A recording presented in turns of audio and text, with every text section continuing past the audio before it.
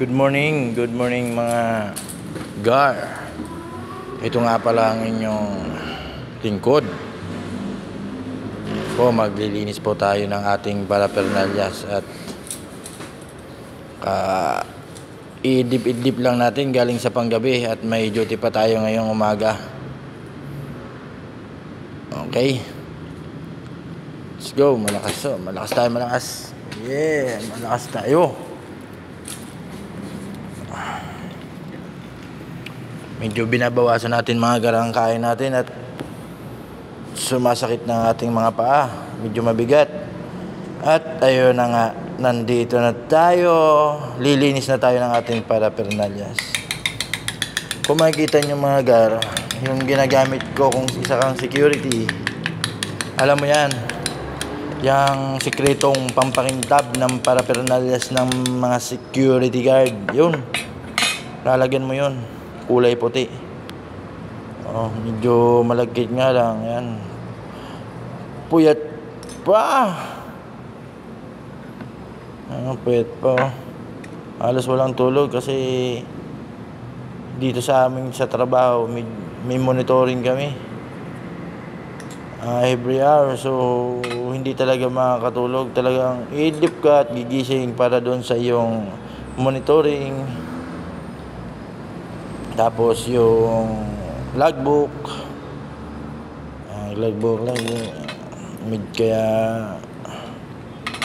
hindi ka rin makakapag-relax ng sarili mo. Yung mga guard, linis lang tayo. Medyo wala kang ginagawa pero medyo maano ka rin, mapapagod ka rin kasi siyempre puyat ka. And then pagka umaga, duty ka pa. Dito kasi sa trabaho namin, pag hindi ka naman magsipag, hindi rin lalaki yung sahod mo. So, para lumaki yung sahod mo, kahit pa paano, kung may mga ganitong opportunity, may mga panggabi sa branch kasi hindi naman to gabi-gabi. Minsan lang to. So, tinitik na namin yung mga ganitong bagay para dagdag na rin income sa sahod namin, makakadagdag na kahit papano. So yun, kung makikita nyo mga gar, tapos kung lagyan ng pampakintab yung aking mga parapernalyas, yan, pupunasan ko siya ng tilang tuyo. So yung tilang tuyo, matagal na yan sa akin mga gar, since 2017 hindi ko yan pinapalitan. Ayan, pinupunas-punasan ko siya hanggang sa makuha natin yung kintab na gusto natin. Kasi pag hindi mo naman siseryosohin yung pagpunas dyan, yung pagkuskus medyo din, kailangan din ng konting pwersa para lumabas yung kanyang kintab. Papakita ko sa inyo mamaya mga gar pagkatapos ko nitong kuskusan. Tulo kuskus ako dyan. Gagamitan ko yan ng 30% kong lakas. Para lumabas ang kanyang napakagandang kintab na hinahanap ko. Para pag ito'y nilagay ko sa aking uniform, kahit medyo di ko na nalaban yung aking uniform, medyo snappy pa rin ang ating pananamit. Maganda kasi sa isang security guard na malinis ang parapernalyas na ginagamit nila sa kanilang uniform, kasi doon makikita rin ng mga kliyente natin na tayo ay responsable sa ating uniforme. So sa ating sarili, sa ating uniforme, so doon pa lang may alaman na nila yung pagiging responsable din natin sa ating trabaho. Kasi pag hindi natin inayos yung ating uniforme, ang ating sarili, medyo hindi rin tayo maayos niyan sa ating trabaho.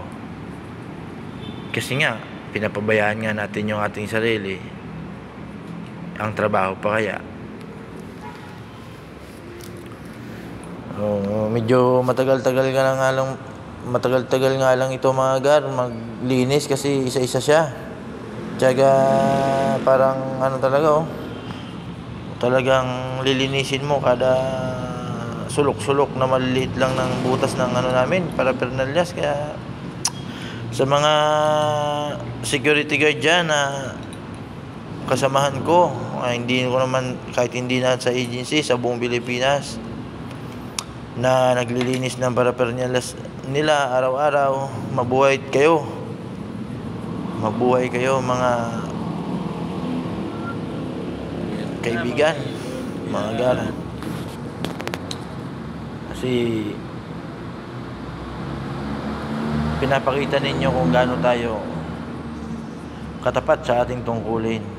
Diyan kasi nakikita, pag tinignan ka kasi ng isang kliyente, security guard, malinis ang damit, maayos ang paraphernalias, kahit hindi ka naman kapugian, hindi ka naman pogi, kahit pangit ka lang, basta malinis ang pananamit mo, maayos ang suot mo, malinis ang paraphernalias mo, kahit yung kliyente natin magtitiwala sa atin yan. Kaya kailangan talaga sa security guard yung malinis ang pananamit. So pagpasensya nyo na nagala ko dyan kasi medyo antok pa. Talagang antok pa ako dyan kasi halos walang tulog. Kaya hindi masyado tayo nakakapag salita dyan. Kaya nag-voice over na lang ako. Voice over command. Yan nakita mo? Nakikita nyo mga gar?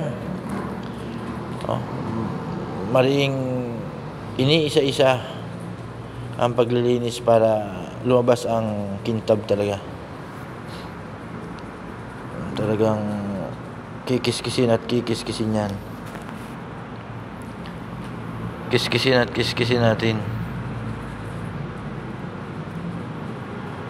Ayan, kiskis lang ng kiskis para lumabas yung kintab. Kahit yung mga kasamahan ko dito, minsan talaga dumarating din sa atin sa pangsarili natin, tiyatamaan din tayo ng tamad, natatamad din tayo kasi ganun talaga.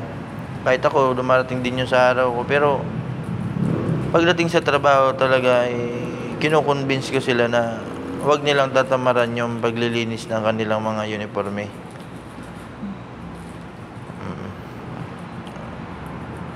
Lalong-lalo na yung paraphernalias tsaka sapatos, dapat makintab lagi. Nakapagpagupit, yung gupit natin medyo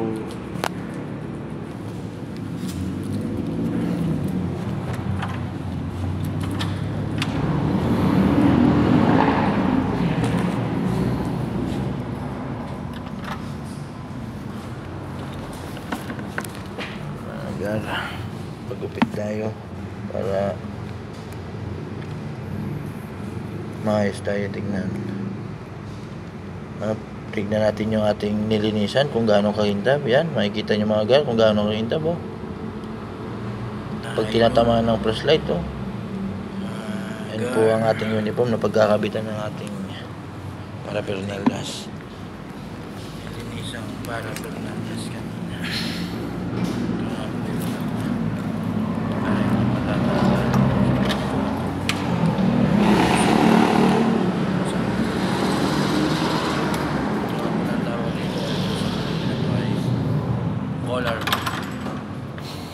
Yan po mga garang kinakabit ko dyan ay collar pin ang tawag dyan.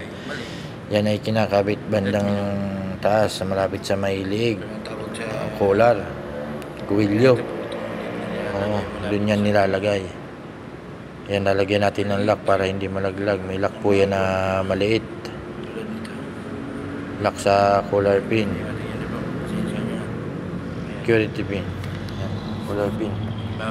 Hindi ko sure kung correct me if I'm wrong kung collar pin talaga yung tawag niyan. Sige nga, ayun kintab na ganun dapat. Nakita naman ninyo, pwede na isang lang. Ilalagay natin yung ating whistle. Yan, kintab. Ayan, whistle, ilalagay natin. Ang whistle po, nilalagay yan bandang kaliwa. Sa bandang kaliwa ng ating balikat. Yan, papasok na doon. Ito yun.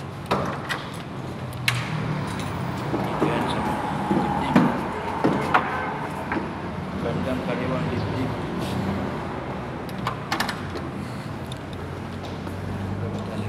Papasok mo yan doon. Yun, bandang kaliwa naman yung ano, tsapa natin, tulad sa pulis. Tignan nyo sa plate ng agency, dapat nasa gitna siya parte. At ayun na nga, nag-tuck-in na tayo sa CR. Yun, para ano natin yung suot na natin yung ating uniform. Ayan, napakita ko dyan yung tamang paglagay ng collar pin, tapos yung ating tsapa, dapat nasa gitna yung pangalan ng agency natin, tapos yung whistle, yan, tatakin na tayo, susot na natin ating pantalon. Kung nakikita ninyo yung aking ano dyan, yung aking belt, yan o, naayos ko, kasi lumuwag. Nabili ko yan sa TikTok. So mga security guard dyan na nahihirapan sa kanilang mga belt na ginagamit, yan o, sa TikTok, order kayo nyo, no? Magandang klase yan. Ayun, okay yan, medyo matagal na yan sa akin, tibay naman. So ang kagandahan niya lang kasi medyo flat siya gamitin, hindi siya na tulad ng SM. At ayun na nga, Marami. nilagyan na natin yung ating security belt. Ang security belt pala namin dito sa Jojotihan ay medyo makikita ninyo, kakaunti lang yung nakalagay. Yung nakalagay lang ay holster, gaya ng baril,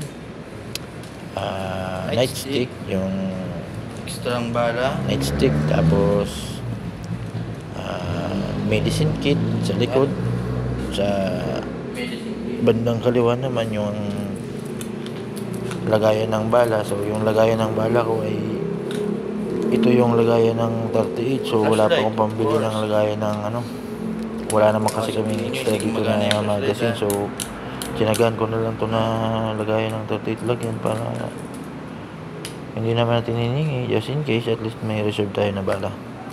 Tapos meron din tayong jump flashlight, pinakita ko sa inyo para mamaya sabihin walang flashlight natin, dispalingado. So lahat po yan gumagana. So tapos maglalagay tayo dito ng ano, pag nag-security belt kayo, dapat may lagay tayo na lalagyan natin ng para hindi siya bumaba. clip, tawag dyan security clip. I-clip po natin yan doon sa pinakasinturon natin na una, tapos papatong natin yung ating security belt para po pag maglagay tayo ng ating baril, kasi medyo mabigat, hindi po siya bababa, so hindi siya luluwag, so stable lang po siya doon. Bababa siya, lalaw. Kailangan po talaga yan pag ikaw ay security, dapat meron kang security clip. Ayan siya na. Yan, lalagay natin yan, dalawa sa harap, magkabila, tapos dalawa din sa likod, magkabila natin din. Tapos nilagyan ko na din yan ng extra, so lima lang yung clip ko. Nilagyan ko ng extra dun sa may gitna ng holster, para pag naglagay ako ng aking simple yan lang dito issued firearms ay hindi siya bababa, kasi medyo may kabigatan din. So ayun na nga, makikita na natin dito ang aking pagsuot na uniform. Medyo maipansin ninyo talaga, kulang meron tayong relo, kakunti lang yung aming nakalagay sa ano, kasi yun lang talaga yung aming kahit hindi mamahalin ano, nilalagay dyan simulat sa ball. So kahit yun, mumurahin hanggang lang, stay safe. Kung importante yun. nasan man kayo ngayon, manalangin lang tayo lang sa Kasi Panginoon. Ingatan ang sarili. naglalagpok tayo, kailangan natin Pahabain yung ang ating pasensya at unawain ang ating kapwa. paano mga gan, mamaya naman Para tayo ay laging okay kay Papa Jesus. Bye-bye!